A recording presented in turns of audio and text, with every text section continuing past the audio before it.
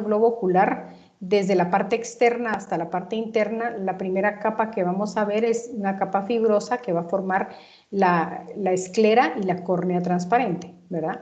Esa es la primera capa. La segunda capa está formada por la coroides, que es la capa vascular, ¿sí? Donde van a estar los vasos sanguíneos y que también tiene un pigmento y que se prolonga hacia adelante con los cuerpos ciliares y el iris, ¿sí? El iris básicamente es el diafragma que hace que la luz se dirija, digamos, cuando tenemos mucha iluminación, pues este diafragma se cierra, ¿verdad? Cierra la pupila, que es la entrada donde entra la luz, o bien cuando hay poca luz se dilata, o también se constriñe y se dilata para que nosotros tengamos un mejor enfoque de objetos cercanos o lejanos, ¿sí? De estos cuerpos ciliares salen los ligamentos suspensorios y los músculos lisos que van a modificar la forma del cristalino. Básicamente el cristalino es nuestra lente, ¿verdad? Que va a ser zoom, ¿verdad? Si tenemos los objetos lejanos o se va a aplanar para ver objetos cercanos. Entonces, estos ligamentos que contienen músculo liso, lo que van a hacer es a volver gordito el cristalino o volverlo plano para que podamos enfocar bien, ¿sí? Luego tenemos la capa más interna que básicamente es la retina, ¿verdad? Que está cubre toda la porción posterior del globo ocular. Y la retina es como que si fuera una pantalla que sirve de extensión al sistema nervioso central. En la retina vamos a encontrar, además de los receptores de la luz, de los fotorreceptores, vamos a encontrar neuronas, ¿verdad? Interneuronas y neuronas ganglionares, que son las que van a proyectar sus axones y van a formar el nervio óptico, aquí como lo miran, ¿verdad? En nuestro ojo mantiene su forma básicamente por un líquido viscoso que tenemos en la porción posterior del ojo, detrás del cristalino, que se llama el humor vítreo, ¿sí? Y en la parte anterior está el área donde está el humor acuoso. Esta parte anterior se va a dividir en dos cámaras, que son la cámara posterior detrás del iris y la cámara anterior adelante del iris. Y entonces ahí va a circular el humor acuoso. Si vemos esta imagen, esta la tomé de Wheaton, aquí vemos el iris y la cámara posterior y la cámara anterior, ¿sí? ¿De dónde sale este humor acuoso? Este humor acuoso es un líquido, es parte del contenido líquido extracelular que drena desde los vasos capilares de la porción vascular del ojo hacia la parte anterior del ojo, ¿sí? Y tiene más o menos la misma composición que el líquido cefalorraquídeo. Este líquido, que se produce por la filtración de los cuerpos ciliares constantemente, ¿verdad? De los vasos que están en los cuerpos ciliares, luego va a drenar, aquí se los puse en el recuadro y esta es la parte, digamos, aumentada de lo que está en ese recuadro. Aquí hay un pequeño conducto que se llama el conducto de Schlemm y entonces el humor acuoso va a drenar por este conducto de Schlemm para meterse dentro del sistema venoso del ojo. Ahora, ¿por qué es importante que sepan esto? Porque cuando este líquido no tiene dónde drenar, es decir, el conducto se obstruye o se estrecha mucho, entonces se produce un aumento de la presión intraocular y da como resultado la enfermedad que se llama glaucoma, ¿verdad? Los que han ido a consulta con un oftalmólogo habrán visto que el oftalmólogo nos pone unas gotitas de anestesia en el ojo y después de un ratito, pues acercan, nos ponen su maquinita esa donde nos examinan, ¿verdad? En su aparato, y entonces pegan una parte del aparato que se llama el tonómetro, es decir, el que va a tomar la presión intraocular, lo pegan y comprimen la córnea, ¿verdad? Y entonces esto les da una lectura, ¿verdad?, de la presión que se genera en esta parte anterior del ojo, y eso es lo que ellos miden para ver que no haya ningún aumento de la presión intraocular, que puede ser causada, como les digo, por obstrucción o estenosis del conducto de Schlemm, ¿verdad? Bueno, la otra cosa importante acá es que cuando nosotros vemos en nuestro ojo esta parte de la fobia, ¿sí? La fobia es el sitio de la mayor agudeza visual. Aquí tenemos un corte histológico de la parte posterior del ojo donde está la fobia, ¿verdad? Es una pequeña depresión en la retina. Ahora, ¿por qué se produce esta depresión en la retina? Porque todas las capas de la retina se hacen a un lado, ¿sí? Se apartan de esta parte donde hay la mayor densidad de fotorreceptores, sobre todo de los conos, ¿sí? Y entonces, ¿para qué? Para permitir que el haz de luz se dirija directamente hasta este sitio donde es el sitio de la mayor agudeza visual. Como la luz incide directamente sobre los receptores, ¿verdad? Y luego vamos a ver el circuito de la retina. Aquí los fotorreceptores tienen menos conexiones sinápticas con las interneuronas de la retina, entonces en este sitio es donde nuestra definición de la imagen es mejor, ¿verdad? Luego, alrededor de la fóvea, pues está digamos, el resto de la retina que tiene todas sus capas y donde hay mucha menos cantidad de conos, ¿verdad? Lo que más hay en esta parte periférica es bastones. Luego vemos aquí el disco óptico. Este disco óptico es el sitio por el cual salen todos los axones de las células ganglionares de la retina para formar el nervio óptico, ¿sí? En este sitio no tenemos fotorreceptores, entonces es el punto ciego de nuestro campo visual, ¿verdad?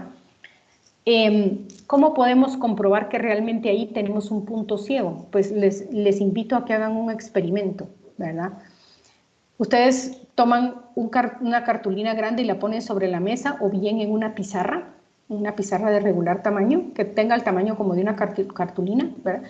Entonces, hacen una cruz en el centro de la pizarra o en el centro de la cartulina. Se tapan un ojo y con algo que tenga punta, un objeto que tenga punta, la ponen encima de la cruz y luego lo van retirando hacia un lado, despacito, despacito, con su vista fija del ojo que tienen destapado en la cruz. Ustedes saben que tenemos visión central, ¿verdad? O sea, lo que estamos enfocando y luego la visión periférica. En un momento, en cierto momento, ustedes se van a dar cuenta que ya no miran de forma periférica, por supuesto, porque si enfocan la vista en el lápiz, pues, o en lo que tiene en punta, pues no van a ver el punto ciego. Pero si enfocando la vista en la cruz, ustedes van retirando y van retirando, de repente llega un momento en que dejan de ver la punta del lápiz o de lo que sea, ¿verdad? En ese momento es que su objeto está directamente en el sitio del punto ciego.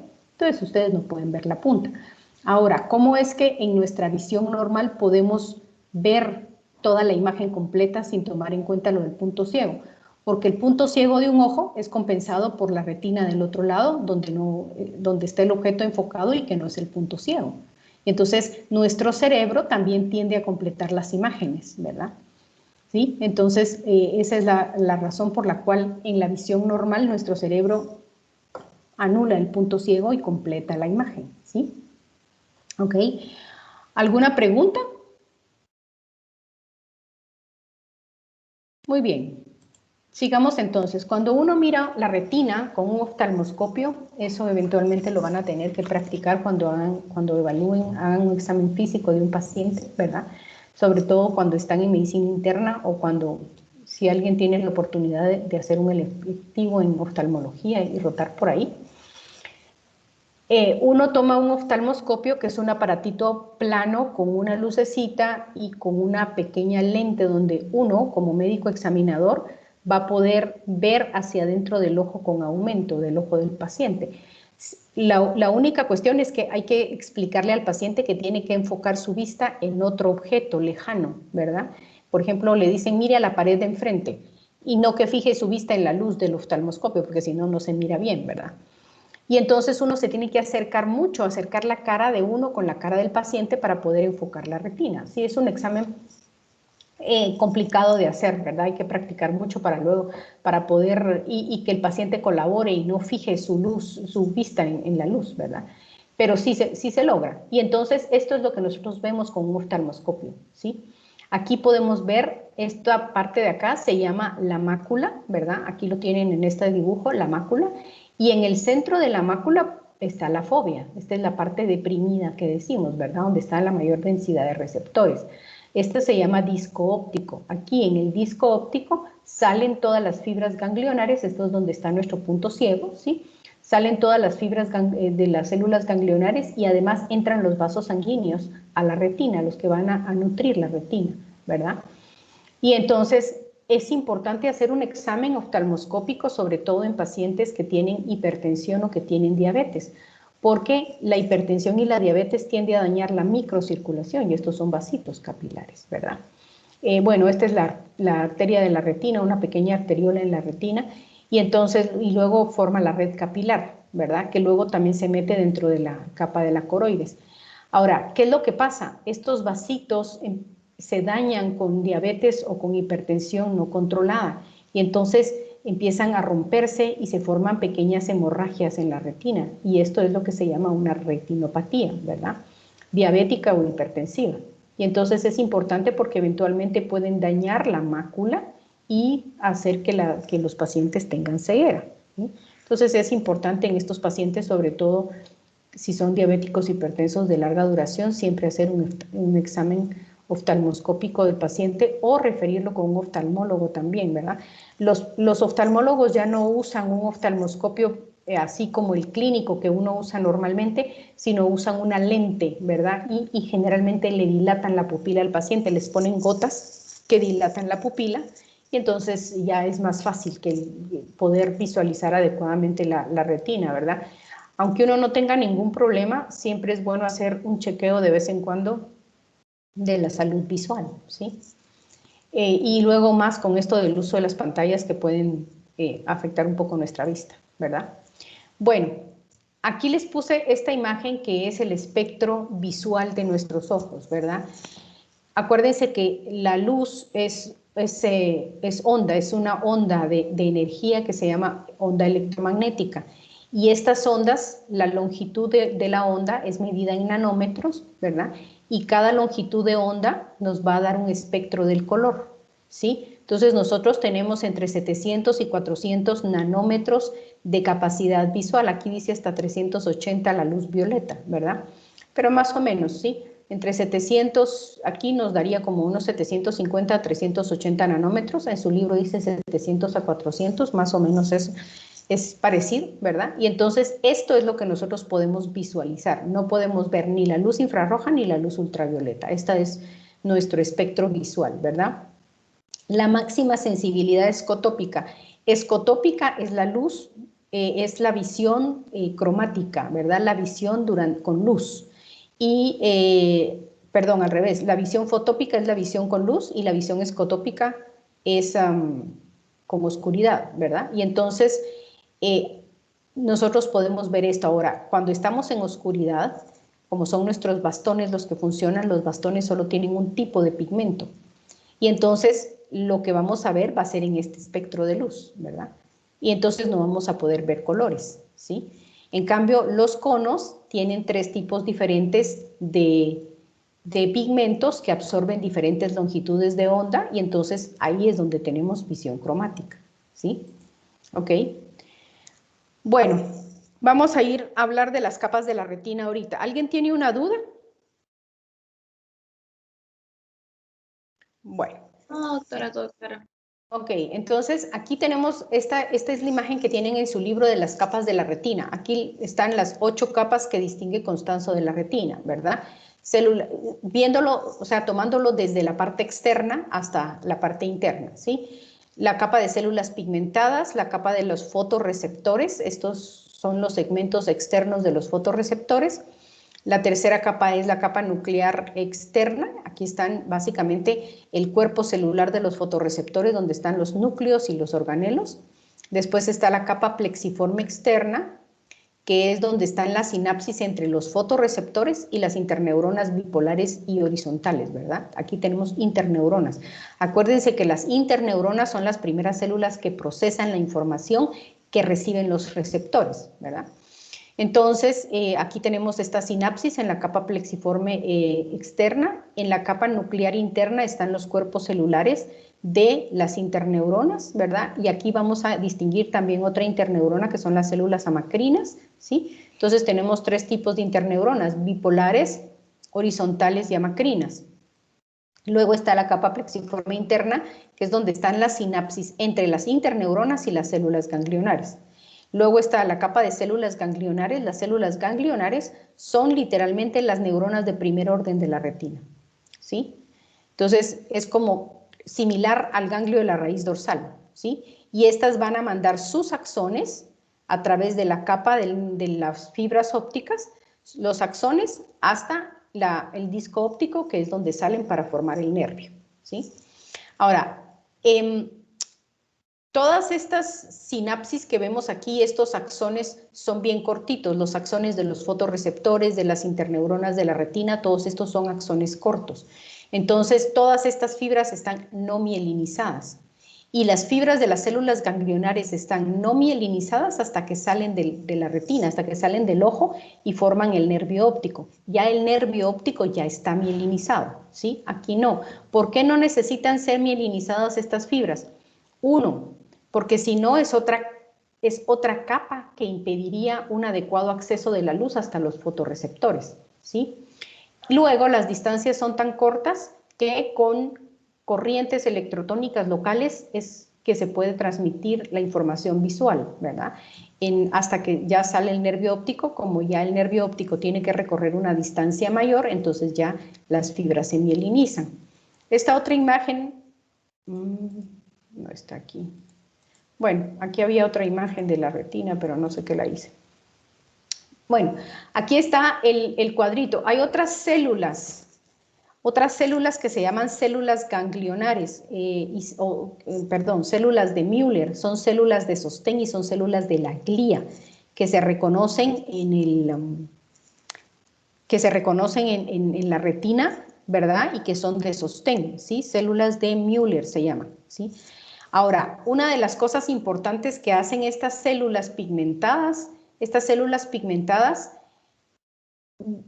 también le dan color a la capa de la coroides, la capa vascular de la coroides, como digamos, está vecina, la coroides estaría aquí, arribita de la capa de células pigmentadas. Entonces, estas células pigmentadas le pasan un poco de pigmento a las células, a la capa de células de la coroides, y entonces esa capa, si ustedes tienen la oportunidad en algún momento de conseguir el ojo de una res, ahí donde venden vísceras, ¿verdad? O si ustedes se encargan, les consiguen los ojos de res. Y entonces ustedes lo parten, va a salir un líquido oscuro, viscoso, ¿verdad? Esos son los pigmentos. Ahora, toda la retina en la capa de la coroides, si lo miramos acá, digamos, en esta visión, que aquí está la coroides, por eso está pintada de oscuro, ¿verdad? Porque esta capa tiene un pigmento que evita que la luz se disemine mucho cuando pega en la retina, ¿verdad? Si no, la retina funcionaría como un espejo. Ustedes han disparado directamente la luz de una linterna hacia un espejo, la luz se dispersa mucho. Entonces, si no tuviéramos el pigmento de la coroides en esta capita que proviene de la capa de células pigmentadas, entonces se dispersaría mucho la luz y no nos permitiría fijar bien objetos en la fóvea. Entonces, para eso sirve el epitelio pigmentado. Y aquí en este corte histológico lo pueden ver, ¿verdad? Esta capita oscura que ven acá es la capa de células pigmentadas que le presta un poco del pigmento a la célula y colorea la coroides, ¿verdad? Le da pigmento a la coroides. Ok, entonces una de las funciones de las células pigmentadas es que las células pigmentadas rodean aquí, tienen unas como prolongaciones del citoplasma que rodean la parte externa de los fotorreceptores, ¿sí? Y entonces cuando la luz pega aquí y el pigmento se descompone, este pigmento tiene un color, ¿verdad? El pigmento de los fotorreceptores se blanquea con la luz. Y entonces es captado por estas células, ¿sí? Estas células lo reconstituyen otra vez, ¿verdad? Lo isomerizan, lo esterifican y lo vuelven a mandar de regreso a los fotorreceptores para que se una con una proteína que se llama opsina, ¿sí? O escotopsina. Y entonces ya esta proteína opsina junto con el pigmento forman el receptor lumínico que tienen estos discos en sus membranas, ¿sí? Entonces la función de la capa de células pigmentadas es captar ese pigmento y reconstituirlo, ¿verdad? O sintetizarlo de nuevo, ¿verdad? De nuevo quiere decir que toman la versión, el retinal, se recuerdan que el retinal es la vitamina A, ¿verdad? Entonces toman el retinal, lo isomerizan, lo transforman químicamente y lo unen a la opsina y lo mandan a los discos donde se une con la opsina. Y entonces ya forman la proteína receptora de la luz que está en los fotorreceptores. ¿Ok? Bueno, aquí hay unas características en esta tabla de los conos y los bastones, ¿sí? Am, por ejemplo, los bastones son los fotorreceptores que tienen un bajo umbral y que son muy sensibles a baja intensidad de luz y son los encargados de la visión nocturna o la visión en la oscuridad, ¿sí? Un solo fotón de luz, o sea, una sola onda lumínica es capaz de estimular a los bastones y entonces nos permiten poder ver en la oscuridad. Solo que es una baja agudeza, son de baja agudeza. ¿Por qué razón? Porque no están en la fóvea, ¿verdad? No nos permiten ver detalles. O sea, si ustedes le miran a una persona en la oscuridad, solo ven la silueta, no le pueden ver las facciones, ¿verdad? No pueden ver detalles de su ropa. No pueden ver color, porque solo tienen un pigmento, entonces no hay visión cromática con los bastones. Y son de adaptación lenta. ¿Esto qué quiere decir? Si ustedes lo pueden probar, ¿verdad?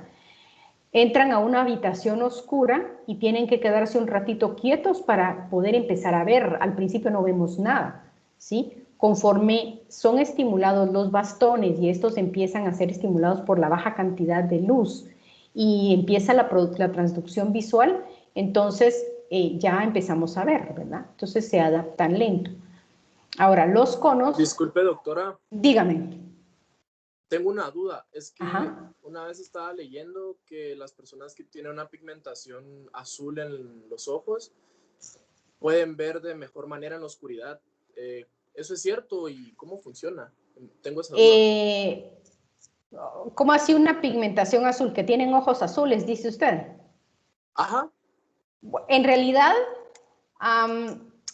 el iris tiene color, pero el iris solo es un diafragma, ¿me entiende? No tiene ningún efecto en la transducción de la luz, ni en la refracción de la luz, en la entrada de luz hacia la retina. Solo es un esfínter, digamos, que se dilata o se constriñe para permitirle la entrada de la luz. Entonces, honestamente, no sé dónde usted leyó eso, pero la agudeza visual no depende del color de su iris, es solo un diafragma coloreado, ¿sí? El problema es que lo que sí pasa es que, por ejemplo, las personas albinas que carecen de pigmentación, ¿sí? La capa de la coroides, además de tener un poco de los pigmentos de la luz, ¿verdad? Que toma de la capa de células pigmentadas, también contiene melanina, ¿sí? Acuérdese usted que las personas albinas no tienen melanina, tienen una mutación genética en donde no hay melanina. Entonces estas personas, su piel no tiene color, su cabello no tiene color, sus iris son de color casi transparente, ¿verdad? Porque tampoco tienen pigmento en el diafragma y tampoco tienen mucho pigmento visual y entonces a ellos les cuesta ver cuando hay luz muy intensa. Tienen que usar lente porque la luz se dispersa y no pueden ver bien, ¿verdad? Ahora, el color del iris no afecta en la agudeza visual. Ahí sí no tiene nada que ver. No sé dónde lo leería, pero de verdad no, porque como le digo, el iris es únicamente un diafragma, ¿verdad? Que solo abre y dilata, abre y cierra la pupila para una mejor entrada de luz, ¿verdad? Cuando hay poca luz, la pupila se dilata para permitir una mayor entrada de luz. Cuando hay mucha luz, la pupila se contrae y además también se contrae para el enfoque, ¿verdad? Si estamos viendo objetos lejanos, la pupila se dilata un poquito más. Si estamos viendo objetos cercanos, la pupila se dilata se constriñe un poquito, con el fin de que la refracción de la luz, que es esto, que se lo voy a poner acá, la refracción de la luz, las ondas lumínicas se dirijan específicamente a esto, ¿verdad? Entonces el iris no tiene nada que ver ahí. No sé dónde lo leería, sinceramente. Creo que Pero lo leí no. en algo sobre mitos de no sé qué. Ahí No estoy está. seguro. Entonces son mitos, ¿me entiende? Porque el iris no tiene nada que hacer ahí. Ahora, lo que sí es cierto es que las personas con menos pigmento, que no tienen melanina, pigmentación en su piel o en sus cabellos o todo esto, como los albinos, ¿verdad? Ellos sí tienen problemas con la visión, pero no mejor, sino para peor, ¿sí? ¿Ok? Pero no. Gracias, doctora. De nada. Bueno, si seguimos aquí viendo esto, ¿verdad? Estábamos hablando de los conos. Los conos son los que nos permiten ver durante el día o con iluminación, ¿sí? Con luz. Entonces, esto lo que son es menos sensibles a la luz, porque necesita usted tener mucha luz para poder activar los conos. En la oscuridad, con poca luz, los conos no funcionan, ¿sí? Vemos con los bastones, pero con poca luz, con mucha luz, vamos a utilizar los conos. Los conos son los que van a estar en la fobia, ¿verdad? Estos son los que nos van a dar la mayor agudeza visual, se adaptan más rápido, es decir, es más fácil que nosotros, si salimos de una parte oscura, empecemos a ver rápido en la iluminación, que lo que es al revés, ¿verdad? Que lo que hacemos al revés. Y estos nos van a permitir visión cromática, ¿verdad? Porque el cono tiene, aquí hay una microfotografía de los conos y de los bastones, el cono tiene 3 tipos de pigmento que absorben diferentes longitudes de onda de la luz, ¿verdad? Y entonces eso nos permite distinguir colores, ¿sí? Ahora, hay otra mutación genética en la cual las personas, generalmente son hombres, son mutaciones genéticas ligadas al cromosoma Y, ¿verdad? Que son, las mujeres son portadoras y los varones las padecen. Hay una mutación en la cual los conos solo tienen un pigmento o 2 pigmentos. Les falta un pigmento y entonces no distinguen o el verde o el rojo, ¿verdad? Y si solo tienen un pigmento, solo no distinguen más que los tonos en el azul, ¿verdad? En el espectro del azul. ¿Saben cómo se llama esa enfermedad? O esa no es una enfermedad, es una mutación genética. ¿Saben cómo se llama esa condición? Es daltonismo. Es el daltonismo, exactamente, ¿verdad? Entonces, las personas daltónicas o no distinguen el rojo o no distinguen el verde o ninguno de los dos, ¿sí? Entonces, por eso es que ustedes miran que los semáforos siempre van a tener el rojo arriba, el amarillo en medio y el verde abajo. Siempre, en todos lados va a ser así el orden, para que los daltónicos sepan que la luz de arriba es la que nos está diciendo deténgase y la luz de abajo es la que nos está diciendo siga, ¿verdad? Ahora se usan otros semáforos que tienen una luz horizontal y una vertical, no sé cuál es cuál sinceramente, pero ya usan otro código, digamos, ¿verdad? Ahora, los fotorreceptores tienen esta estructura, esto que vemos aquí es un cilio, ¿sí? Este cilio va a sostener esta otra estructura que es donde están los discos o pliegues membranosos, ¿sí? En donde se coloca el pigmento con la proteína opsina, o sea, donde está la rodopsina o la escotopsina. Rodopsina se le llaman más principalmente a los bastones y las escotopsinas también se les llaman a los pigmentos que hay en los conos, ¿sí? Y entonces, acá, en el caso del cono, la estructura de los discos son discos flotantes con membrana, ¿sí? Y en la parte de la membrana es donde se ubica la rodopsina, ¿ya? También se le puede llamar rodopsina al de los conos, ¿verdad? Y entonces, este es el pigmento que se está constantemente blanqueando y reconstituyendo por las células pigmentadas que recubren la parte, digamos, una de las partes externas del fotorreceptor. Estos sitios donde están los discos intermembranosos o los pliegues, en el caso del cono, en el caso del cono son solo pliegues, ¿verdad? No está esta estructura más compleja con discos flotantes, sino solo pliegues, y en los pliegues de la membrana es donde está la escotopsina.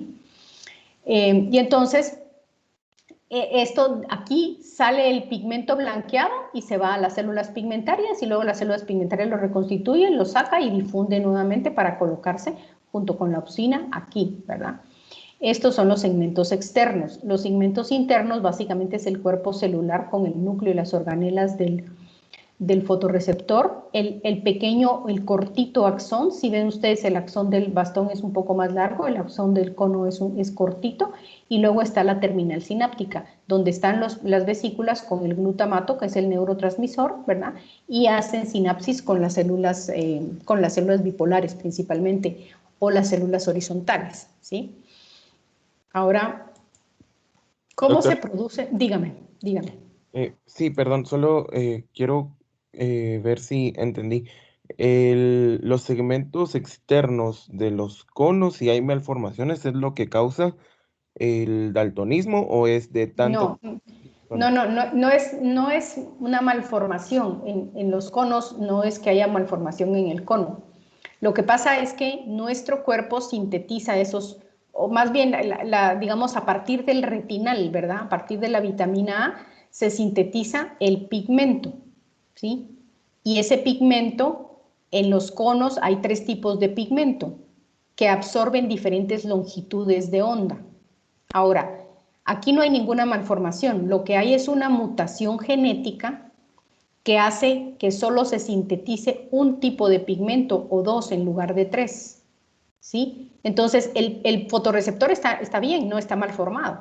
Lo que pasa es que en su membrana solo se coloca uno o dos pigmentos, no los tres.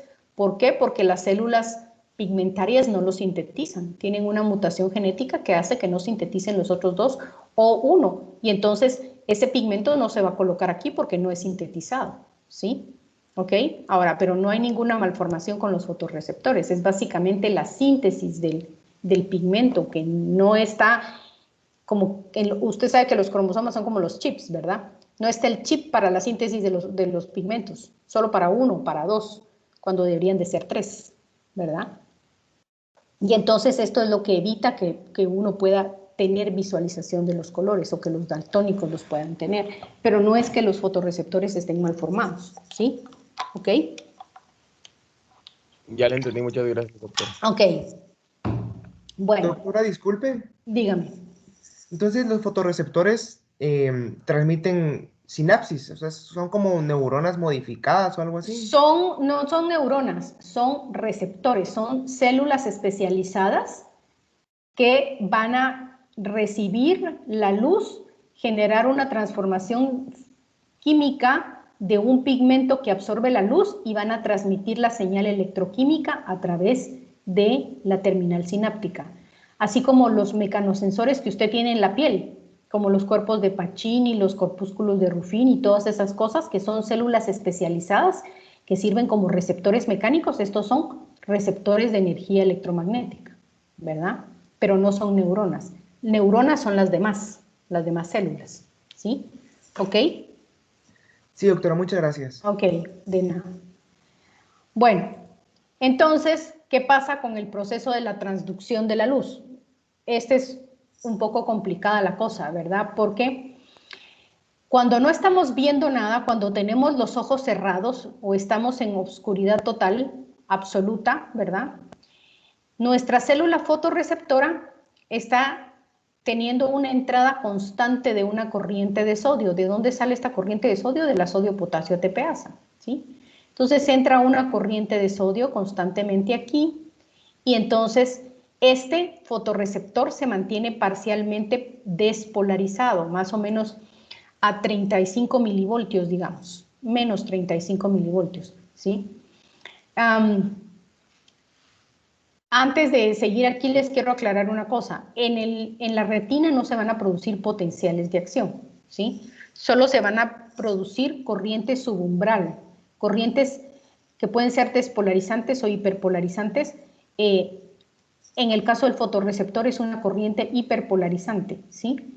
En el resto de las células, o sea, todas las células que van a transmitir van a ser despolarizantes.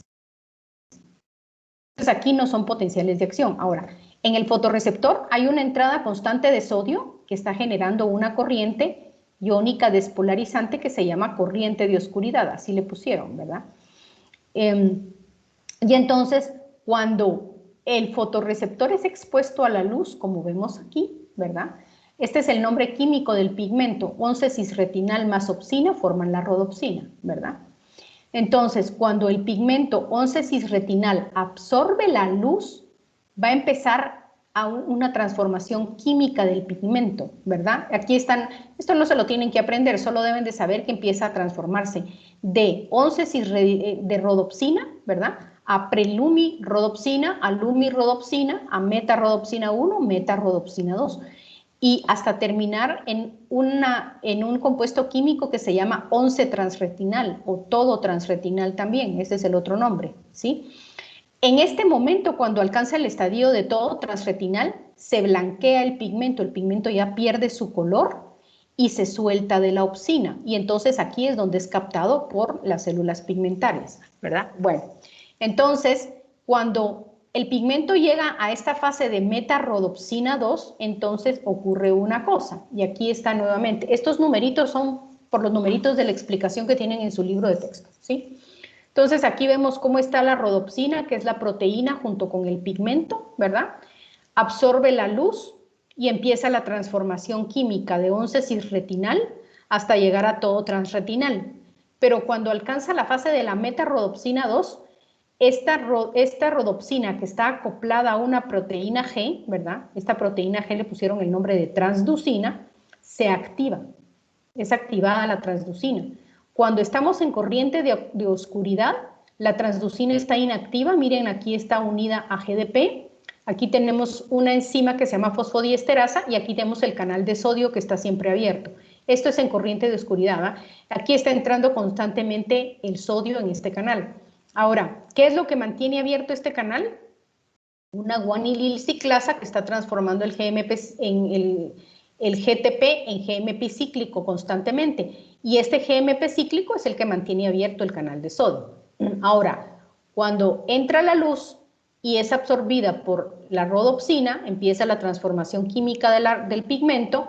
Cuando llega a metarrodopsina 2, entonces activa la proteína G. Entonces ustedes pueden ver aquí que suelta el GDP y jala un GTP. Y acuérdense que aquí se disocia la subunidad alfa y va a activar esta enzima que se llama fosfodiesterasa, ¿sí? La fosfodiesterasa viene y va a transformar el GMP cíclico en 5-GMP, lo inactiva. Entonces eso produce la inactivación del GMP, produce el cierre del canal de sodio.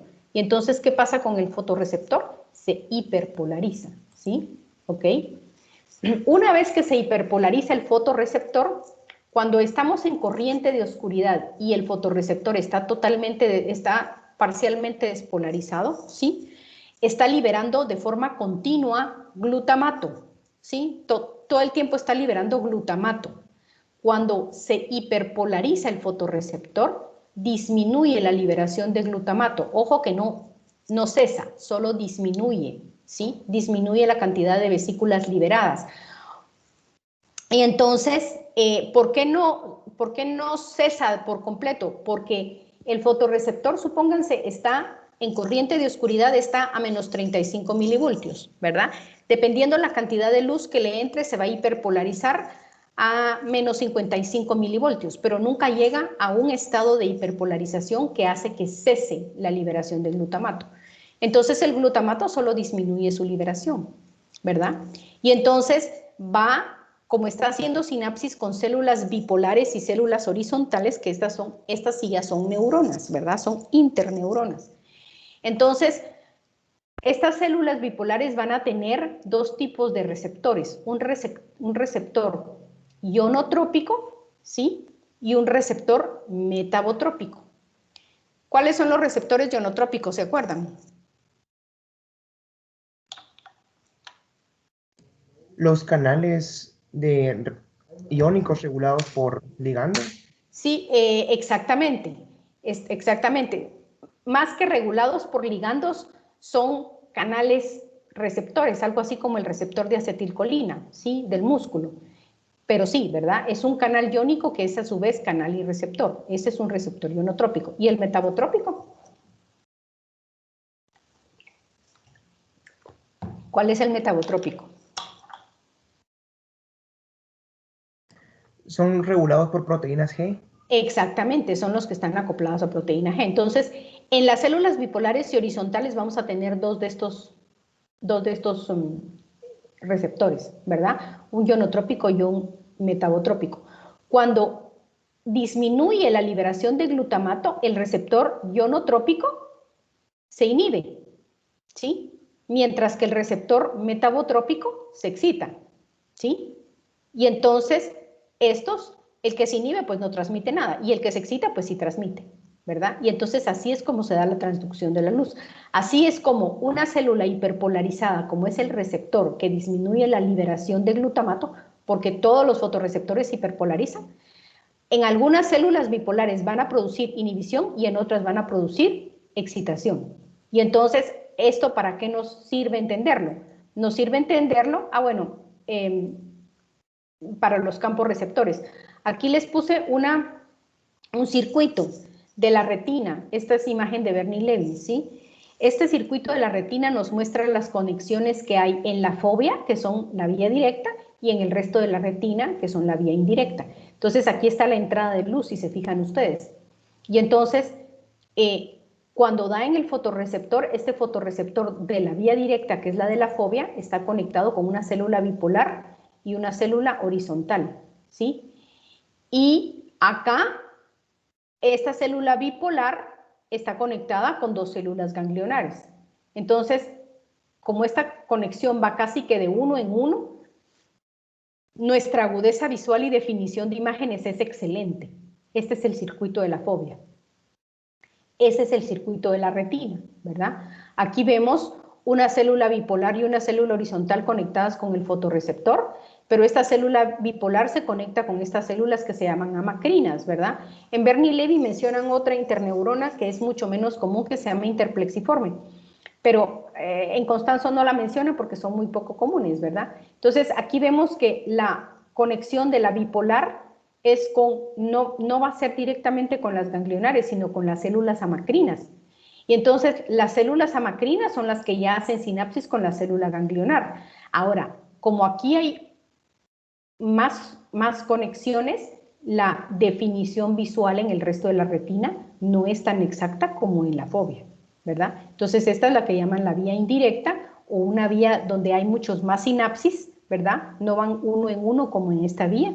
Entonces eso es lo que hace que también en la fobia la definición de las imágenes sea mejor, ¿sí? Bueno, pues entonces ahora sí, regresando a lo de los campos receptores. Los campos receptores... Sí, doctora, disculpe. Dígame. Ajá. Entonces, respecto a los receptores esos ionotrópicos y metabotrópicos, o sea, Ajá. en la oscuridad, los que están activados generalmente son los ionotrópicos, ¿verdad? Porque Sí, exacto. hay, Así G- es. hay mucho GMPC, ¿verdad? No, el GMPC está aquí arriba en los fotorreceptores. Ah, perdón. Aquí, simple y sencillamente, ya el receptor ionotrópico está recibiendo el glutamato y se estimula, ¿sí? Lo que pasa es que la célula bipolar que está conectada a esto la inhibe, ¿verdad? Y entonces aquí esta está inhibida, pero la célula horizontal estimula. Es decir, la célula horizontal, ¿cuál es su función? La función de la célula horizontal es como modular la transmisión, ¿verdad? Como aumentar la transmisión o mejorar la transmisión en estos dos, ¿sí? Como lo ven en esta imagen que tienen en su libro, hace la función reversa, ¿sí? Pero eso tiene que ver con los campos receptores. El GMP cíclico solo está en el receptor. En los otros ya no funciona así, ¿verdad? Ya no es que el GMP cíclico tenga que ver, ¿sí? ¿Ok? Sí, doctora, muy bien. Entonces, en la oscuridad, el glutamato es el que activa el ionotrópico, ¿verdad? Porque es el indicador. En la oscuridad, exacto. Lo que pasa es que, ¿por qué no vemos? Porque no hay luz, porque el pigmento no se blanqueó y el fotorreceptor no se activó. Aunque el fotorreceptor esté liberando glutamato hacia la célula bipolar o hacia el campo receptor bipolar donde está el receptor ionotrópico, de todos modos no le está pasando ninguna información, ¿sí? Ese es el rollo. Ahora, el otro, que es el metabotrópico, ese está inhibido.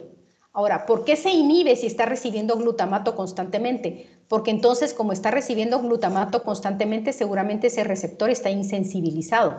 Mucho glutamato lo insensibiliza. Menos glutamato vuelve a recuperar su sensibilidad, ¿verdad? Esa es la explicación que nos dan con eso de la regulación de los receptores metabotrópicos generalmente, ¿sí? Sí, doctora, muchas gracias. Ok, de nada. Bueno, entonces vamos a los campos receptores. ¿Alguien más tiene una duda de eso? Miren, es un relajo. La verdad es que cuesta entender eso. Hay que leerlo varias veces e imaginarse las cosas como para poder entender. Yo entiendo que uno dice, ¿cómo así que se transmite información cuando la célula se hiperpolariza? Cuando normalmente no es así. Bueno, normalmente no es así, pero siempre hay una excepción en la regla, ¿verdad? Y aquí el ojo es la excepción en la regla, ¿sí? ¿Ok? ¿Se recuerdan que una vez les dije que lo íbamos a ver en algún lado? Pues ahí estamos viendo, ¿verdad? ¿Otra pregunta? Sí, yo tengo una. Entonces, Dígame. con los ionotrópicos, se activan en la noche porque estos aumenta su, ¿cómo se llama? Su nivel de glutamato. No, Entonces, en la noche no se aumentan. Estos se aumentan cuando usted no mira nada. Cierre los ojos y tápeselos con una de esas cositas que usan para dormir, ¿verdad? Ahí está usted en oscuridad completa. ¿Sí? Entonces, ahí están activos los receptores ionotrópicos. Pero de todos modos no pasan ninguna información porque el fotorreceptor no les pasó ninguna información. Están liberando glutamato y, como quien dice, le estamos desperdiciando. ¿Sí? ¿Verdad? Esa se llama corriente de oscuridad porque es cuando usted está a oscuras, pero no a oscuras con la luz de la luna, a oscura total, oscuridad total, que usted no mire nada. Por eso le digo, tápese los ojos con las manos y usted no mira nada. Y esa es la corriente de oscuridad. Ahí está parcialmente despolarizado el fotorreceptor. Destápese los ojos y ábralos y entonces le va a entrar la luz y se va a producir toda esta reacción de la que acabamos de hablar. ¿Verdad? Ahora, el bastón, así funciona. El bastón es el que nos permite la luz ver de noche. En la noche nunca estamos totalmente a oscuras, ¿verdad? Porque siempre está la lunita o está la luz de las estrellas, aun cuando estemos en un bosque donde no hay luz eléctrica, ¿verdad? O en un lugar donde no hay luz de nada, pero siempre está la luz de las estrellas, ¿sí? O la luz de la luna. Entonces, ahí es donde vemos en la oscuridad con los bastones. Pero ¿eso qué significa? Que una mínima cantidad de luz, ¿verdad? Que emite la luna o que emiten las estrellitas, esa mínima cantidad de luz es la que va a incidir sobre sus bastones y le va a permitir ver de noche. Ahora, la corriente de oscuridad es cuando usted no está viendo nada. Cierra los ojos y se tapa los ojos con las manos. Ahí usted no está viendo nada. Y ahí tenemos corriente de oscuridad. ¿Sí? Ahora sí, ¿entendió? La verdad, doctora, es que no, porque ahorita explicándole con Gabriel, que estaba explicándole a Gabriel, ya me confundí un poco, la verdad. Entonces, entendí que los metabotrópicos se insensibilizan por mucho glutamato, Exacto. porque está en la oscuridad, ¿no? Y los ionotrópicos, cuando están en la oscuridad, estos no se insensibilizan, sino que se sensibilizan. Están sensibilizados, sí, pero de todos modos no están recibiendo ninguna información, porque usted no está viendo nada. Porque los ¿Verdad? fotorreceptores no tienen nada, ¿verdad? Porque los fotorreceptores no están expuestos a la luz. Entonces están desperdiciando el glutamato, como quien dice, ¿verdad? Porque no están transmitiendo ninguna información. ¿Ok? Ahora, ¿qué pasa cuando ya se hiperpolarizan los fotorreceptores y disminuye la secreción de glutamato? Entonces ahí lo que pasa es que los receptores ionotrópicos que estaban estimulados o sensibilizados dejan de enviar información, ¿sí? Porque dejaron de recibir el neurotransmisor, mientras que los otros que estaban insensibilizados sí se activan. Y entonces esos son los que mandan información, ¿sí? Ahora, ¿esto por qué es importante? Es importante porque las células bipolares van a tener dos tipos de campos receptores. El campo receptor central y el campo receptor periférico. Y entonces, en las neuronas que tienen activo el campo receptor central, ¿sí? Se llaman neuronas centro-on o células centro-on. Entonces, lo que va a pasar es que los receptores metabotrópicos están en el centro del campo receptor, mientras que los receptores ionotrópicos están en la periferia. Entonces, ¿qué es lo que nos van a mandar de imagen? La imagen del centro de lo que estamos viendo. Hay otras neuronas que su campo receptor central tiene receptores ionotrópicos, mientras que el campo periférico tiene receptores metabotrópicos. Estas son las que se llaman células centro-off, ¿sí? Entonces, ¿qué pasa? Cuando estas reciben el glutamato, el campo del centro se desconecta y se activa el campo periférico. Y le mandan al cerebro la imagen de la periferia de lo que usted está viendo. Imagínense que están viendo una puerta. Las neuronas centro-on mandan la imagen del centro de la puerta y la centro-off la periferia de la puerta. Y entonces en la corteza occipital se juntan las imágenes y se arma el rompecabezas. ¿Ya? ¿Sí? ¿Entendieron? Es complicado. ¿Sí entendieron? Sí, Doctora. doctora. Sí, hoy sí. Ok, es como que si nuestras interneuronas, nuestras células bipolares estuvieran pixeleando las imágenes, ¿me entienden? Y armando los rompecabezas. Eso es literalmente lo que hacen, ¿verdad? Solo, doctora, Dígame. en ambos campos receptores visuales pueden estar activos al mismo tiempo. Tienen que estar activos al mismo tiempo, pero en unas células, o sea, son diferentes tipos de células. Las células que tienen el centro activo y las células que tienen el centro inactivo. Son diferentes tipos de células. Entonces, estas células, todas las bipolares que tienen el centro on, van a mandar la imagen del centro. Todas las que tienen el centro off van a mandar la periferia. Son diferentes tipos de células, es decir, en una misma célula no hay centro on y centro off, son diferentes tipos de células, ¿sí? ¿Ok? Y entonces se conectan, digamos, estas dos se van a conectar a una célula ganglionar, y entonces la célula ganglionar va a mandar la información, ¿sí? Y en las neuronas de la corteza cerebral, entonces es que ya se produce el procesamiento general de todos estos datos y ya se arman las imágenes, ¿sí? ¿Ok? Esta es una imagen que tomé de Bernie Levy. En Bernie Levy, bueno, en Constanzo mencionan más o menos que tenemos 3 tipos de neuronas en la corteza, ¿verdad? Occipital, que es la que hace el procesamiento general. Entonces, por ejemplo, aquí tenemos las neuronas centro-on. Todo esto que está con amarillito quiere decir que es el centro activo, ¿verdad? Estas 3 neuronas bipolares, estas 3 células bipolares centro-on se van a conectar con 3 células ganglionares, ¿sí? Y entonces estas células ganglionares se van a conectar con una neurona de la corteza y entonces van a mandar su información y esta sería una neurona simple, ¿sí? Estas ya serían neuronas complejas, ¿verdad? Las neuronas complejas reciben la conexión de 2, 3 o 4 centro-on y entonces vamos a obtener una imagen así, ¿me entienden? Una imagen lineal, ¿verdad? Y entonces estas células se van a conectar con células ganglionares, ¿sí? Y entonces van a conectarse con neuronas más complejas de la corteza estriada, la corteza occipital, que van a procesar imágenes lineales. Hay otras que se llaman las hipercomplejas, que se van a encargar de procesar imágenes en movimientos, angulaciones, bordes que se mueven, ¿verdad? Entonces, ya la complejidad del procesamiento de datos en la corteza estriada ya es mucho mayor, ¿verdad? Como que las células bipolares procesan algo y procesan centro-on, centro-off. Las células ganglionares ya juntan la información de varias de las interneuronas y procesan imágenes como estas, y luego ya en la corteza se procesa la imagen completa, ¿verdad?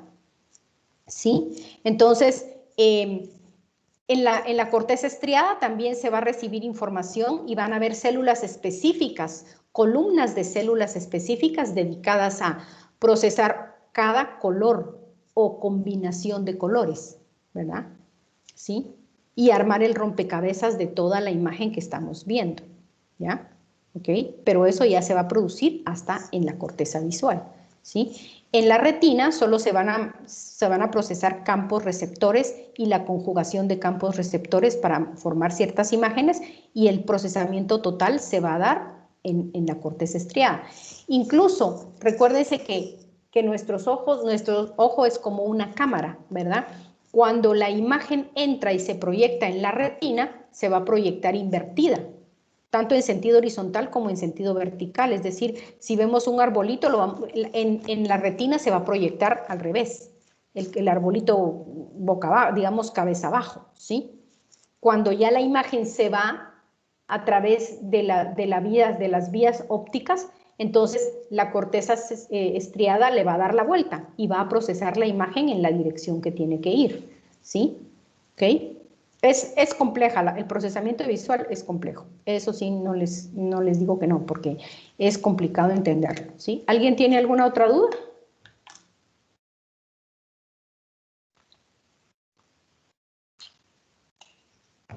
Muy bien. Entonces, sigamos acá.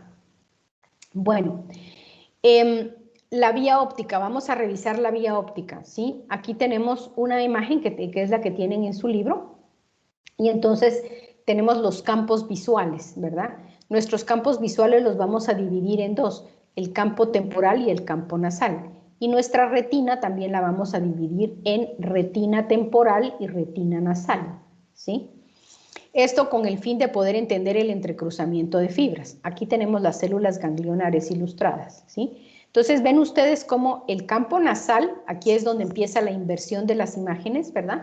Se va a proyectar en la retina temporal y el campo temporal se va a proyectar en la retina nasal y en el otro ojo lo mismo, ¿sí? ¿Ok? Entonces, luego, ¿qué pasa?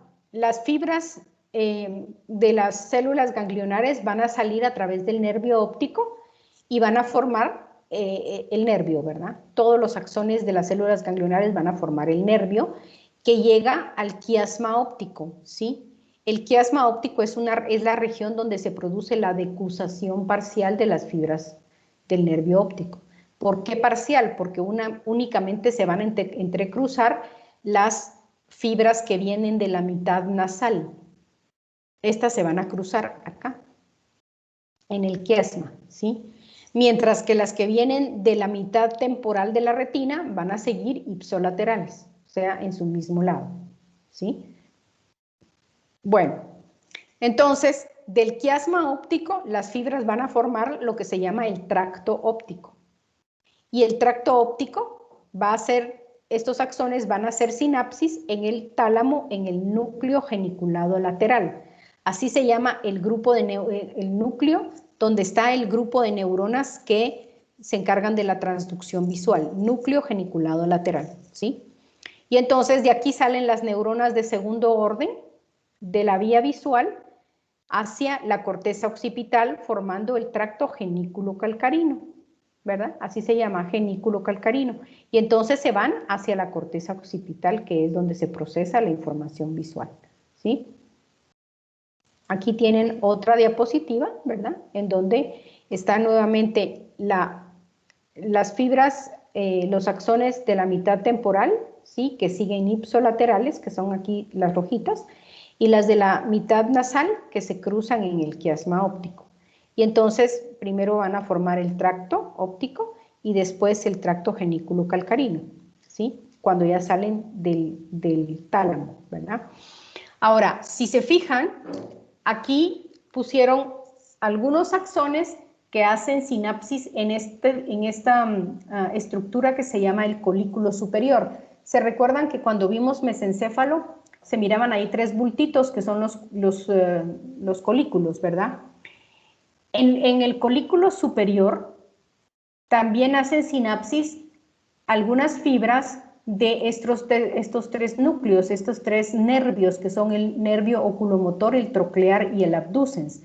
Estos tres nervios, estos tres pares craneales, van a encargarse de controlar los músculos extraoculares, es decir, los músculos que nos ayudan a mover los ojos, ¿verdad? Los que nos ayudan a ver hacia arriba sin levantar la cabeza, mover el globo ocular hacia abajo, hacia los lados o en sentido circular, ¿verdad? Entonces, estos tres nervios van a hacer sinapsis también, los axones de estos tres nervios, algunos van a hacer sinapsis en el colículo superior. Y entonces, ¿para qué nos sirve esto? Nos sirve porque aquí en los colículos también hay sinapsis de fibras auditivas, ¿sí? O de algunas fibras somatosensoriales. Entonces, ¿para qué nos sirve esto? Para que cuando alguien nos pincha alguna parte del cuerpo, nosotros volteemos a ver y busquemos en dónde nos pincharon. Para que si alguien dice nuestro nombre, nosotros podamos buscar con los ojos a la persona que dijo nuestro nombre, ¿sí? Entonces tiene que haber una combinación entre el sistema visual, el sistema somatosensorial y el sistema auditivo, para que logremos nosotros con nuestra vista, ¿verdad?, poder buscar lo que nos estimuló, ¿verdad? ¿Okay? Entonces, por eso hay algunas conexiones de la vía óptica en los colículos, ¿sí? Ok. Esta otra imagen es para que veamos por qué es que nosotros tenemos algo que se llama visión binocular. Y la visión binocular la tenemos porque nuestro ojo derecho va a proyectar en la retina nasal el campo derecho, el campo visual derecho, ¿sí? Pero en nuestra retina temporal se va a grabar el campo visual del lado izquierdo. Y en los dos ojos pasa lo mismo. Por eso es que si ustedes se tapan un ojo, todavía pueden ver el campo completo frontal, ¿sí? ¿De acuerdo? Mientras que si no tuviéramos esta visión binocular, ¿verdad? Como algunos pájaros que tienen un ojo a cada lado de la cabeza, estos no tienen visión binocular. Las aves de rapiña, por ejemplo, los búhos, las lechuzas, las águilas, los halcones, estos sí tienen visión binocular, por eso tienen los globos oculares al frente de la cara, ¿verdad? Del cráneo, ¿sí? Entonces, esto es lo que nos permite ver. Luego tenemos también nuestro campo monocular, que es la visión periférica que tenemos de cada ojo, ¿sí? ¿Okay? Cuando nos tapamos un ojo, perdemos un poco la visión periférica del lado contralateral, ¿verdad? Perdemos esta parte. Si nos tapamos el ojo izquierdo, no vamos a poder observar la parte derecha, ¿sí? Sino que solo vamos a observar el campo frontal, ¿verdad? ¿Sí? Bueno, ¿alguna pregunta? Doctora, yo sí, es que me perdí un poco porque en la gráfica pasada había dicho que las fibras temporales iban a ser, o sus vías iban a ser del mismo lado y las nasales iban a ser pues contrarios, o sea, se iban a cruzar. Y Exacto. aquí, de este lado, o sea, las fibras no van a tener nada que ver entonces con la visión binocular. Bien, sí tienen que ver. Por eso es que aquí, usted está viendo aquí que la decusación es de los dos nasales, ¿verdad? Lo que pasa es que aquí lo pusieron de diferente color. Entonces usted va a ver que las fibras que se decusan son de la mitad nasal. Pero la mitad nasal de este ojo está viendo el campo este, ¿sí? Está viendo, la mitad nasal está viendo parte de este campo frontal suyo, ¿sí? Mientras que la mitad nasal de este lado está viendo este campo frontal suyo. Y entonces se van los dos campos frontales y se entrecruzan acá, para que el hemisferio de este lado mire este campo y el hemisferio del otro lado mire este campo, ¿sí? Para que los hemisferios cerebrales tengan la misma imagen de los dos ojos, ¿ya? Porque acuérdese que esto va hacia el hemisferio derecho y estas fibras van hacia el hemisferio izquierdo de la corteza occipital, ¿verdad? Entonces, para que en los dos hemisferios se vaya la misma imagen, es que tenemos este entrecruzamiento parcial de estas dos mitades. Si no hubiera un entrecruzamiento parcial de estas dos mitades, el hemisferio izquierdo miraría a este lado y el hemisferio derecho miraría a este lado y usted no podría ver el campo del ojo contralateral. Entonces, esta decusación parcial sirve para que usted mire el campo del ojo contralateral en los dos hemisferios, ¿ya? Sí, sí, Entonces, es que me había equivocado por el color. Sí, Disculpe. es que no hay que hacerle caso mucho a los colores, pero si usted se fija aquí, la decusación es de la mitad nasal, ¿sí? ¿Ok? Bueno, ¿otra pregunta? Muy bien. Esta imagen es de la corteza visual, ¿sí?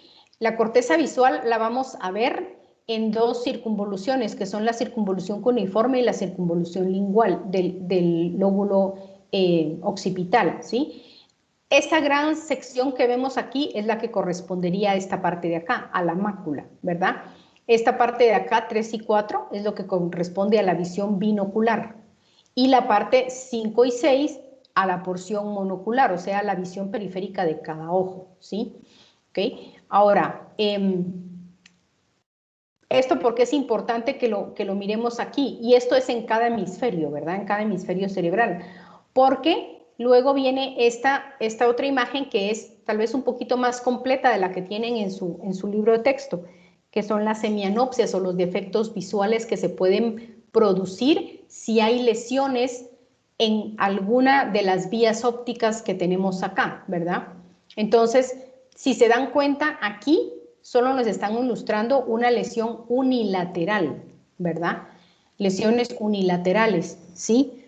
Entonces, por ejemplo, la primera lesión descrita aquí es la lesión unilateral del nervio óptico, ¿sí? Entonces, ¿qué va a producir esta lesión unilateral del nervio óptico? Va a producir algo que se llama amaurosis, o sea, la pérdida de visión en uno de los ojos, ¿sí?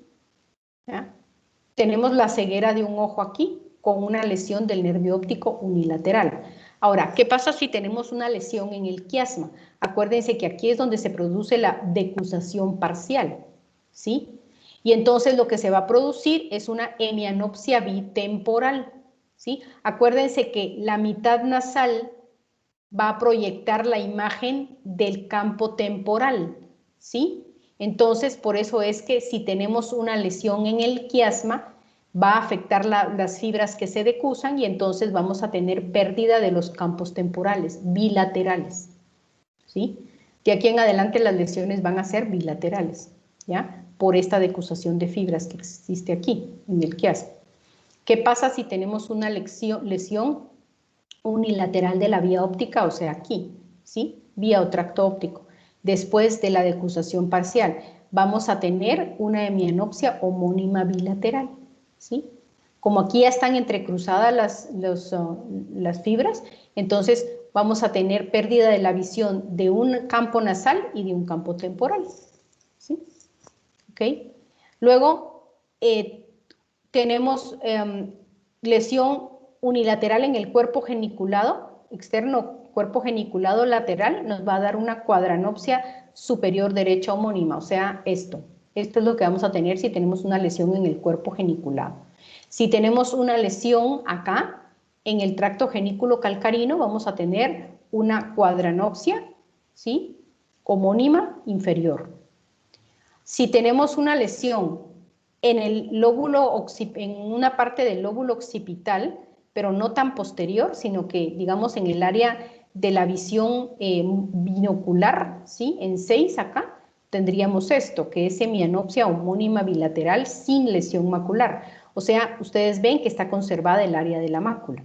Ahora, cuando tenemos una lesión en el área de la mácula, que es en 7, vamos a tener un escotoma, se llama, ¿sí? O sea, vamos a tener la pérdida parcial en los dos ojos de la visión en el área de la mácula, ¿sí? Ahora, ustedes se dan cuenta que aquí las lesiones son bilaterales, pero las afecciones, la manifestación se va a dar en los dos ojos. ¿Por qué? Por el cruce parcial de las fibras a nivel del quiasma, ¿sí?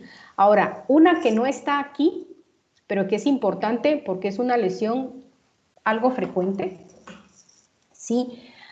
Se las voy a poner y ustedes piensan y me dicen, si tenemos un escotoma completo, unilateral, ¿dónde creen que está la lesión? O sea, solo de un ojo. Digamos, el paciente dice que en su ojo izquierdo tiene un escotoma, pero en el otro no. En el otro mira bien. ¿Dónde Lesión creen del ustedes? óptico. ¿Perdón? Lesión del nervio óptico. Bueno, si fuera el nervio óptico tendría amaurosis, o sea, pérdida total de la visión acá, ¿sí? Pero va tibio. En la mácula. En la mácula, exacto. Una cicatriz o una lesión en la mácula, ¿verdad? Nos va a dar un escotoma completo unilateral. Si ustedes tienen un escotoma completo bilateral, ¿sí? O sea, una ruedita negra completa aquí, tienen lesión en la porción de la mácula, pero bilateral, ¿sí? O sea, tiene que ser en los dos hemisferios para que se complete, ¿verdad? Todo el escotoma en los dos ojos. Ahora, si es un escotoma completo de un solo ojo, la lesión es en la retina, en la mácula. Exactamente, así es. Esta imagen se las voy a subir al portal y ustedes la van a estudiar. Oyen, porque esa es pregunta de examen, de una vez se los digo. Para que vayan avisados, ya les di un chivo de qué les voy a preguntar. Ok. Vamos a empezar con la primera parte del sistema auditivo, ¿sí? ¿Alguna pregunta antes de empezar? Muy bien, vamos a darle entonces a la audición. Vamos a empezar con eso hasta que den las 10. Ok.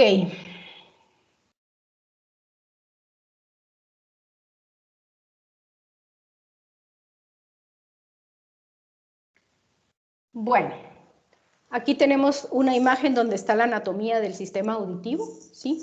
Una de las cosas importantes acá es que el sistema auditivo está, digamos, como que unido al sistema vestibular, que es el del equilibrio, ¿verdad? Entonces, tenemos el oído externo con su canal auditivo externo. Aquí es donde la oreja recoge las ondas sonoras y las mete dentro del canal auditivo, ¿sí? Del conducto auditivo o canal. No, este sí es canal, no es conducto. Y entonces, las ondas sonoras hacen vibrar el tímpano, ¿verdad? El tímpano vibra y va a hacer vibrar los huesecillos, el yunque, el martillo y el estribo, ¿sí?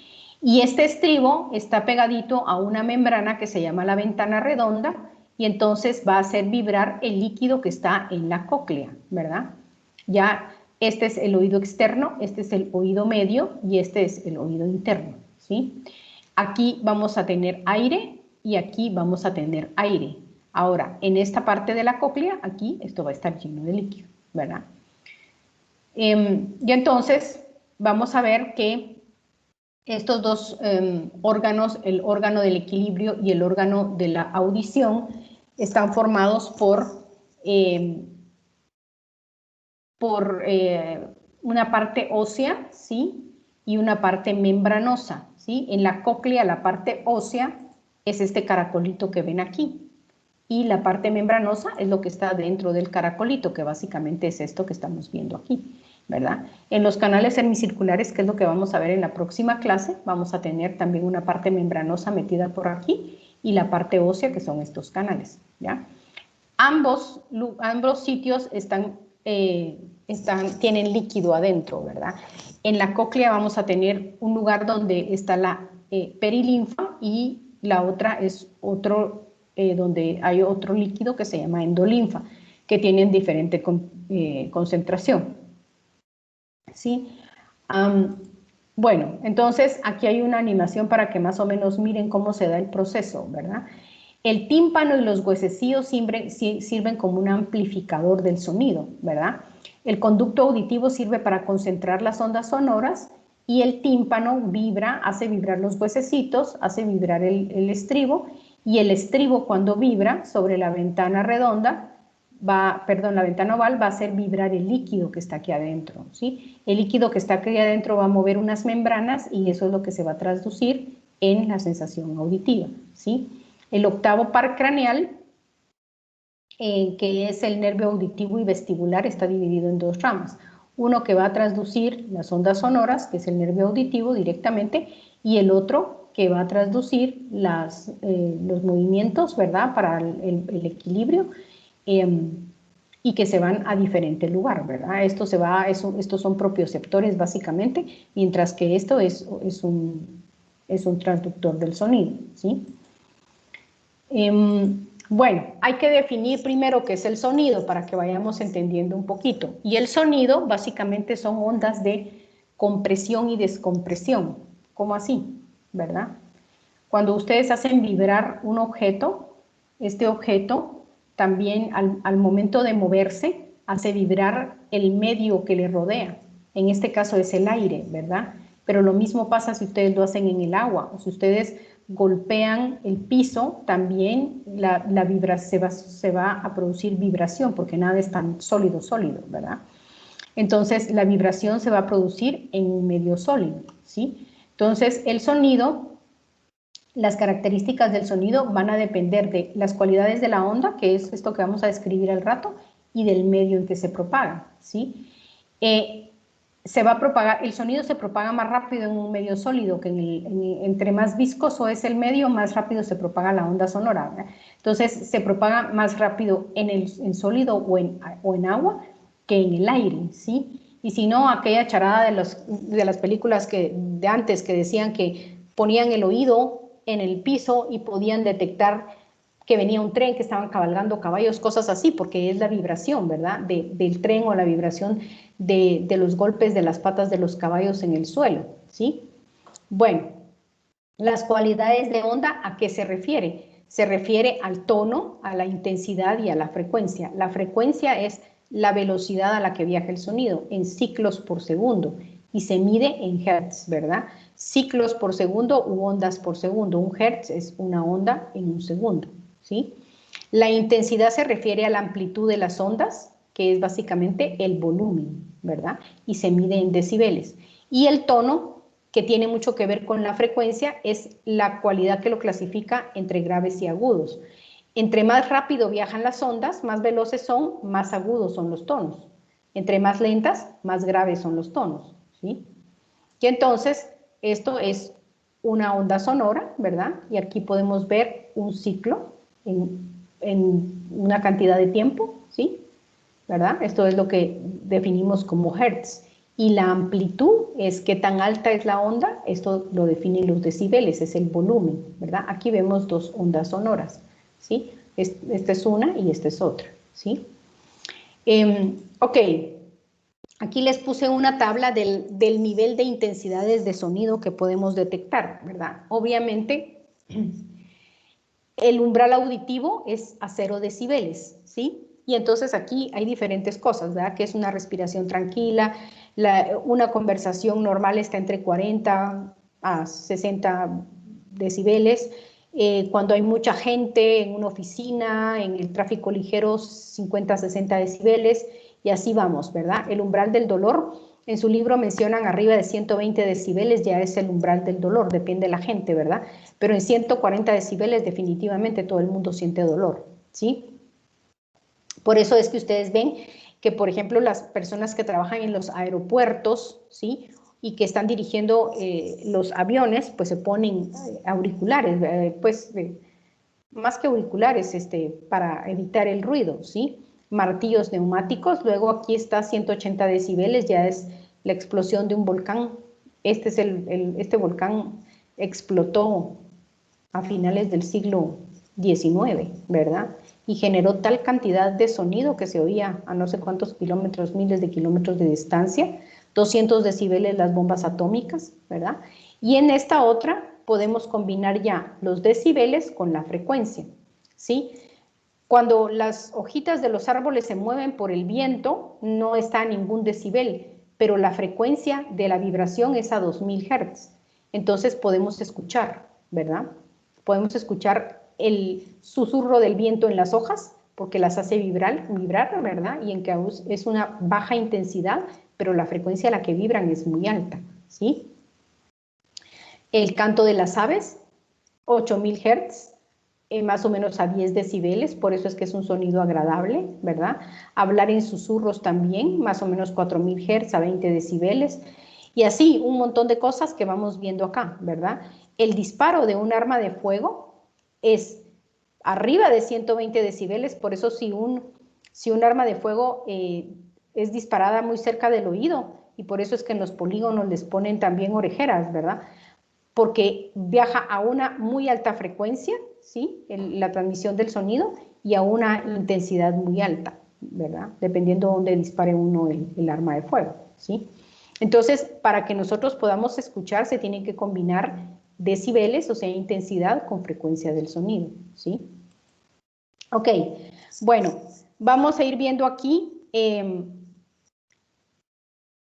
algo importante que es cómo está formada la cóclea, ¿verdad? La cóclea es este caracolito que vemos aquí, en donde va, dentro de este caracolito están las células que van a transmitir la información de las ondas sonoras. Entonces, aquí vemos el martillo, ¿sí? Que está unido a la ventana oval y la ventana redonda. Y entonces, si nosotros hacemos un desenrollamiento hipotético de la cóclea, vamos a tener una imagen más o menos como esta, ¿sí? Si desenrollamos la cóclea. Aquí está la ventana oval. Cuando el estribo se mueve, empuja el líquido que está metido aquí, que se llama la perilinfa, ¿sí? Y entonces este líquido hace como olitas, ¿verdad? Como ondas de agua, y se va transmitiendo por todo esto hasta llegar, hasta pasar acá, esta primera rampa de aquí, ¿sí? Se llama la rampa vestibular. Entonces todas las ondas de líquido se transmiten acá, luego pasan por aquí y regresan por la rampa timpánica y hacen protruir la ventana redonda, ¿sí? El líquido hace protruir la ventana redonda. Ahora, que las ondas de líquido se muevan a lo largo de estas dos rampas, van a hacer mover estas otras dos bases aquí, estas otras dos divisiones acá. Esto ya es el laberinto membranoso, que estas dos van a formar algo que se llama la rampa media, ¿sí? Esta rampa media también está llena de líquido, solo que este líquido se llama endolinfa. Tiene una composición, aunque los dos son líquido extracelular, la composición iónica de la endolinfa se parece más al líquido intracelular que la de la perilinfa, que es propiamente un líquido extracelular, ¿verdad? O sea, la composición es igual, solo que aquí hay más potasio y aquí hay más sodio, ¿sí? Entonces, cuando estas ondas de líquido de la perilinfa se mueven, van a hacer vibrar estas dos membranitas.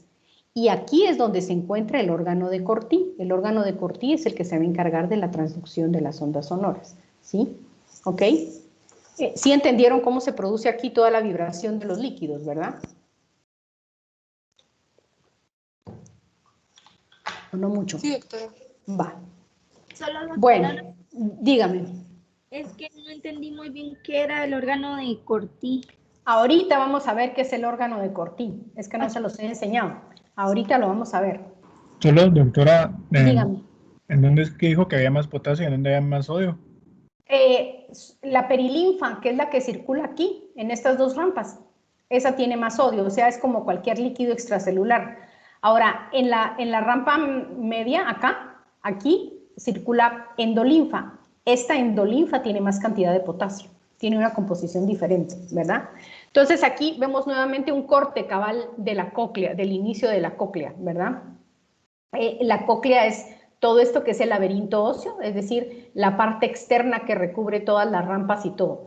Aquí tenemos la rampa vestibular, ¿sí? Que es a la que da la ventana oval, ¿sí? Y que cuando vibra el estribo, empuja la ventana oval, la membranita aquí, y empuja el líquido, que se va por toda la rampa hasta llegar aquí a la punta de la cóclea que se llama helicotrema, y luego regresa a través de esta rampa que se llama la rampa timpánica, y entonces hace que vibre la ventanita redonda, ¿verdad? Bueno, entonces, cuando vibran estos líquidos van a mover estas dos membranas, esta membrana de aquí que se llama la membrana de Reissner, ¿sí? Y esta otra membrana, bueno, esta es la membrana tectoria, y esta otra, esta de acá, ¿sí? Que es... bueno, esta sería, vamos a ver cuál sería esto, la 6 es la membrana tectoria, esta es la que se mueve aquí y se mueve esta membrana que es la membrana basilar, ¿sí? Membrana basilar y membrana tectoria, estas dos se mueven con el líquido, el órgano de Corti está aquí metido en medio, ¿sí? Y entonces, y aquí, esta parte de aquí se llama modiolo, aquí en el modiolo están las neuronas de primer orden, ahí vamos a ver. Entonces, esta es otra sección de la cóclea, ¿verdad? Aquí tenemos la rampa vestibular, la rampa timpánica, la rampa media, ¿sí? Y entonces aquí tenemos la membrana de Reissner y esta es la membrana basilar de aquí abajo. Y entonces se mueven cuando el líquido se va moviendo, mueve estas dos membranas. La membrana basilar la mueve hacia arriba, la membrana de Reissner la mueve hacia abajo. Cuando la membrana de Reissner se mueve, mueve esta otra membranita que es como una gelatina, ¿sí? Que se llama la membrana tectorial. Y entonces, ¿qué es lo que hace esta membrana tectorial? Esta membrana tectorial está encima de estas células ciliadas. Estos son los receptores del sonido, son mecanosensores, ¿sí? Tienen estos cilios que están pegaditos a la gelatina de la membrana tectoria. Cuando la membrana tectoria se mueve, hace que estos cilios se muevan, ¿sí? Y cuando estos cilios se mueven, se abren canales iónicos que están aquí y entonces se despolariza la célula y estas células hacen sinapsis con los axones de los ganglios, ¿verdad? De las neuronas de primer orden que están en el modiolo, que están aquí en la parte ósea y que van a transmitir la información, ¿verdad? Entonces, ¿cómo se mueve la membrana tectoria? Así, miren, ¿ok?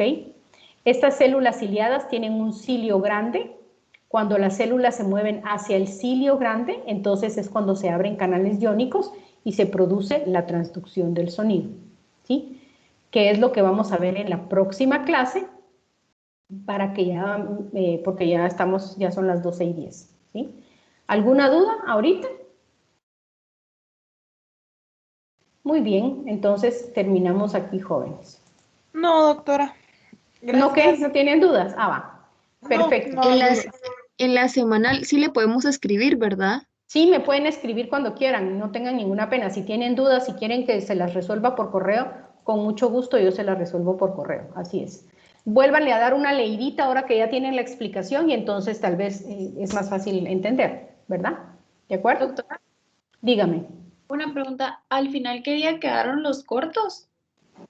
Ah, sí, se me olvidó decirles. Al final quedaron viernes. La mayoría votó por viernes. Ahí les voy a subir mejor el resultado para que ustedes lo tengan ahí visto, ¿verdad? En el portal. Mire, eso me tiene que ser a las 8. Es que usted puede entrar entre las 8 y las 9 de la noche, ¿verdad? ¿Por qué muy tarde? No, preguntaba, pensé que había cambiado la hora. Mire, no, la hora siempre va a ser entre 8 y 11 de la noche, ¿sí? Lo pongo así porque hay personas que tienen clases de inglés o qué sé yo, otras cosas, actividades extras en la tarde. Y entonces, y así les da chance, ¿verdad? De, por ejemplo, si tienen una cita con el médico, si tienen que ir a hacer algún mandado en la tarde, los viernes, ¿verdad? Pues como les decía, se supone que no podemos salir de parranda porque estamos todavía con esta cosa de la pandemia, ¿verdad?